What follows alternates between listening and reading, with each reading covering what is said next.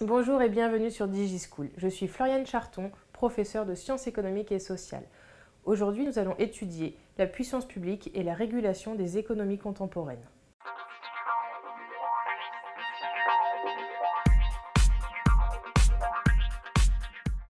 Vous connaissez désormais la loi de l'offre et de la demande. C'est la loi selon laquelle le marché s'autorégule. C'est-à-dire que grâce à un certain nombre de conditions, on va atteindre un prix et une quantité d'équilibre sans qu'il y ait besoin d'aucune intervention. C'est le marché qui va se réguler de lui-même.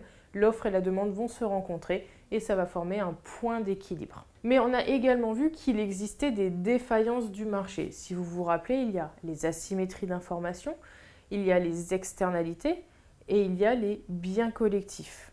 Ce qui prouve que le marché, dans certains cas, n'arrive pas à s'autoréguler.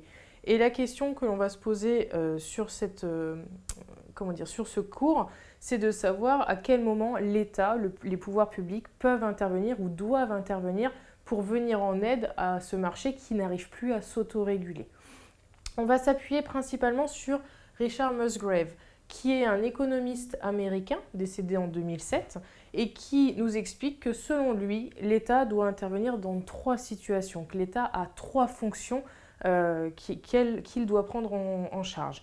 L'État intervient selon Richard Musgrave pour faire face à l'allocation des ressources. C'est l'État qui doit faire en sorte que les ressources soient correctement allouées, nous y reviendrons ultérieurement.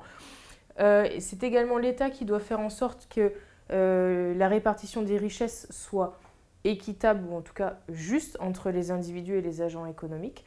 Enfin, Richard Musgrave met en valeur le rôle de stabilisation que joue l'État par rapport à l'économie. C'est-à-dire lorsque l'économie est déstabilisée, c'est le cas par exemple lorsqu'il y a des crises, alors Richard Musgrave considère que l'État va venir jouer un rôle de stabilisation pour remettre l'économie à flot et pour stabiliser cette économie un petit peu fluctuante.